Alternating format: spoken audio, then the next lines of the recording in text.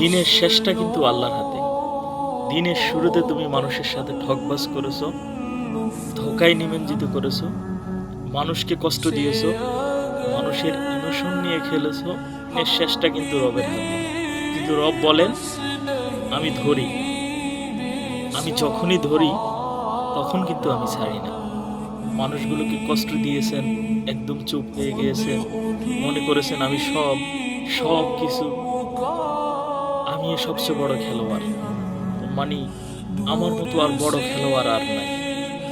কিন্তু আল্লাহ বলে, যখন মানুষগুলো চুপ হয়ে যায়, ব্যতীত কষ্টটাকে আমি আল্লাহ সবচেয়ে বেশি কবুল করি। মাজলুমের কষ্টটাকে আমি আল্লাহ সবচেয়ে বেশি কবুল করি। কষ্ট নিয়ে তারা যখন আল্লাহর কাছে ফরিয়াদ জানায়, তখন এটা আল্লাহ কবুল করেন।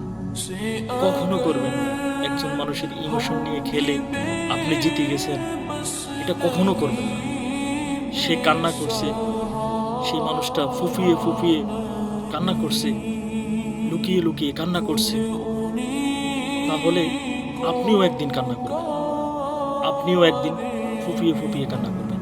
যে মানুষটা কান্না করছে ফুপিয়ে ফুপিয়ে, আপনিও কান্না করবেন একদিন ফুপিয়ে ফুপিয়ে। শুধু পার্থক্যটা এখানে, সে আজকে করছে কান্না, আপনি কালকে করবেন। শুধু পার্থক্যটা এখানে, করবেনই, একদিন হলেও আপনি কান্না করবেন। এই জন্যে মানুষের ইমোশন নিয়ে খেলা বাদ দিন।